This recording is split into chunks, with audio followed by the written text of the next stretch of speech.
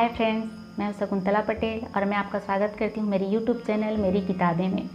मुझे किताबें पढ़ना बहुत पसंद है और मैं आज आपके लिए लेकर आई हूं मुंशी प्रेमचंद जी का प्रसिद्ध उपन्यास गोदान।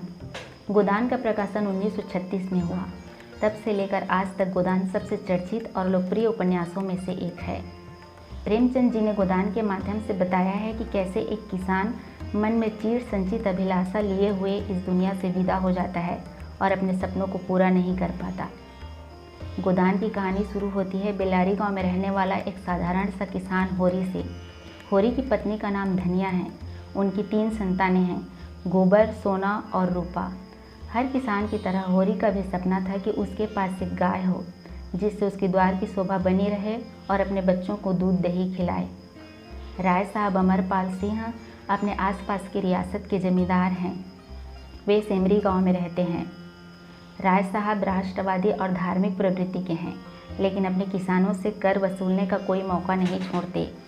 होरी अक्सर राय साहब के यहाँ उनका हाल चाल पूछने और जी हुजूरी करने जाया करता था। होरी का बार बार राय साहब के यहाँ जाना उनकी पत्नी और उनके बेटे को बिल्कुल पसंद नहीं था।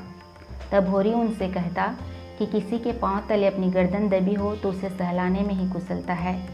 होरी रास्ते में जाते हुए अपने पगडंडी के दोनों तरफ लहराती हुई गन्ने की फसल को देखकर मन ही मन सोचता है कि भगवान इस साल अच्छी बारिश करा दें तो वह गाय जरूर खरीद लेगा। कुछ दूर जाते हुए उसने देखा कि उसका मित्र भोला अपनी गायों को लेकर इसी तरफ आ रहा था। भोला अपने पूर्वे का ग्वाला था और दूध मक्खन का व्यवसाय करता था। भोला और होरी रास्ते में चलते चलते एक दूसरे को आप बीती सुनाने लगे। भोला की गायों को देखकर होरी का मन ललचा गया। वह भोला से कहने लगा, भाई अगर तुम मुझे अपनी एक गाय उधार दे दो तो मैं तुम्हें आगे पीछे पैसा देता रहूँगा। और दोनों के बीच 80 रुपये में गाय का सौदा तय हुआ। दूसरे दिन सुबह सुबह गोबर गाय को लेने जाता है। भोला अपनी बेटी झुनिया को कुछ दूर साथ जाने को कहता है कि कहीं अपरिचित व्यक्ति देखकर गाय कोई दिक्कत न कर दे। गोबर और झुनिया अपनी पहली मुलाकात में ही प्रेम पूर्वक एक दूसरे पर अपना अधिकार जमा लेते हैं। गोबर गाय को लेकर घर वापस आता है। होरी उत्सुकता व स्नान गाड़ने लगता है और धनिया गुड़ और आटा का घोल पिलाकर अपने गाय का स्वागत करती है।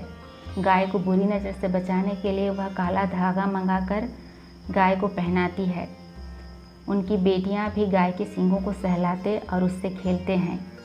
होरी के जीवन में खुशियों ने कदम रखा ही नहीं था कि उसका भाई हीरा अपने आपसी दुश्मनी की वजह से गाय को जहर खिला देता है।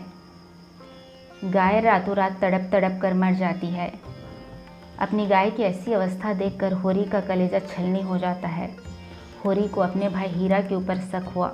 उसने धनिया से कहा कि आज रात उसने हीरा को अपनी गाय सुंदरिया के पास खड़ा देखा था।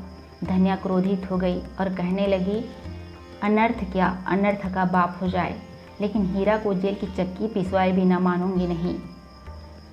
हीरा धनिया की बातों से डर गया और कोर्ट कचहरी के डर से रातों रात गांव छोड़कर भाग निकला। एक दिन गोबर झुनिया को अपने साथ घर ले आता है, लेकिन घर पहुंचने से थोड़े ही दूर पहले वह गायब हो जाता है। अपने आसपास गोबर को ना पाकर झुनिया सिसक सिसक कर रोने लगती है। उसकी सिसकने की आवाज़ सुनकर धनिया उसके पास आती है और पूछती है कि क्या हुआ झुनिया, तुम क्यों रो रही हो। झुनिया अपने और गोबर के प्रेम संबंध और अपनी गर्भवती होने की बात बताती है। होरी और धनिया झुनिया का तिरस्कार न करके सम्मानपूर्वक उसे अपने घर की बहू बनाकर रखते हैं। गोबर दूर से ही अपने माता पिता के करुण एवं दया भाव को देखकर आश्वस्त हो जाता है और संकोचवश वह रोजगार की तलाश में लखनऊ शहर की ओर निकल पड़ता है। गोबर जल्द ही शहर के आबो हवा से परिचित होकर मिर्जा खुर्शीद के यहाँ काम करते करते चाय का ठेला खोलकर अधिक पैसा कमाने लगता है। इधर गांव में रातों रात खबर फैल जाती है कि होरी ने झुनिया को अपने घर में आश्रय दिया है। झुनिया अलग जात बिरादरी की विधवा स्त्री थी, इसलिए गांव के पंच परमेश्वर द्वारा होरी से 100 रुपया और 30 मन अनाज का डांड लगाया जाता है। होरी 30 मन अनाज तो अपने खेत से ही दे देता है, लेकिन 100 रुपये के लिए उसे अपनी घर गिरवी रखनी पड़ती है। लगभग साल भर बाद गोबर होली का त्यौहार आते ही अपने घर वालों के लिए बहुत सारे तोहफे लेकर वापस गांव लौटता है। गोबर भोला के यहाँ जाकर अपनी करनी का माफ़ी मांगता है। भोला गोबर के उदार स्वभाव को देखकर उसे माफ़ कर देता है और होरी से उसने जो अपने गाय के बदले बैल ले आए थे उसे भी लौटा देता है। गोबर कुछ दिन गांव में रहकर अपने उदार स्वभाव और शहरीपन से सबका दिल जीत लेता है। कुछ दिन गांव में रहने के बाद गोबर झुनिया और अपने बच्ची को लेकर शहर वापस आ जाता है और मिस मालती के बगीचे में माली का काम करने लगता है। मिस मालती आधुनिक ख्यालों की पढ़ी लिखी महिला है। वह पुरुषों के साथ कदम से कदम मिलाकर चलती हैं। मिस मालती की दोस्त मिस्टर मेहता बुद्धिजीवी और आदर्शवादी प्राणी हैं। मिस मालती की आधुनिकता मिस्टर मेहता को पसंद नहीं आती। मिस मालती मिस्टर मेहता द्वारा उपेक्षित होते हुए भी उसे मन ही मन चाहती हैं। मिस मालती अपने परिवार के प्रति पूर्ण रूप से समर्पित हैं। वह सीमित आय में भी अपने माता पिता का पूरा ख्याल रखती हैं और अपने दोनों बहनों को अपने पैसे से पढ़ाती लिखाती हैं। अपने यहाँ काम करने वाली झुनिया के बच्चे को स्नेह दुलार करती हैं और मिस्टर मेहता में आए हुए अनियमितता के सुधार के लिए उसे अपने बंगले में ले आती हैं। मिस मालती में एक भारतीय नारी के सारे गुण विद्यमान हैं। मिस्टर मेहता मालती के इस रूप और गुण को देखकर मालती के उपासक हो जाते हैं। होरी ऋणग्रस्तता की दलदल में धंसता चला जा रहा था। उसे अपनी दोनों बेटी का विवाह भी कर्ज के पैसों से करना पड़ा। व्यवस्था के शोषण का शिकार होरी कभी किसी का विरोध नहीं कर पाता। जीवन संघर्ष में हमेशा होरी की हार होती है, लेकिन वह कभी हिम्मत नहीं हारता। होरी रोज की तरह सुबह सुबह मजदूरी करने निकल पड़ा। लू चलने लगी थी। वह काम करते करते थक गया था। उसके आंखों के आगे अंधेरा छा गया और वह बेहोश होकर गिर पड़ा। देखते ही देखते उसका हाथ पांव ठंडा हो गया। धनिया, शोभा और हीरा दौड़कर उसके पास आए। धनिया होरी के शरीर को छूकर सन्न रह गई और वह कांप उठी। होरी अस्थिर आंखों से देखते हुए कहा, तुम आ गए गोबर।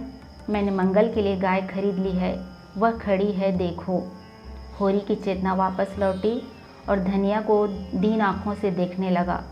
उसकी आंखों से आंसू की दो बड़ी बड़ी बूंदें कानों की तरफ लुढ़क पड़ी और धनिया को छींट स्वर में कहने लगा, मेरा कहा सुना माफ़ कर धनिया, अब जाता हूँ। गाय की लालसा मन में ही रह गई। रो मत धनिया, कब तक जिलाएगी। और होरी की आंखें बंद हो गई। कई आवाज़ें आने लगी, गौदान करा दो, गौदान, यही समय है। धनिया दौड़ पड़ी और उसके पास जो 20 आने था उसको लाकर अपने पति के ठंडे हाथ में रख कर बोली, पंडित जी, मेरे पास न गाय है, न बच्चिया, न पैसा, यही इनका गौदान है। और वह बेहोश होकर गिर पड़ी। जल्द ही मिलते हैं प्रेमचंद जी के अगले उपन्यास के साथ। Thank you.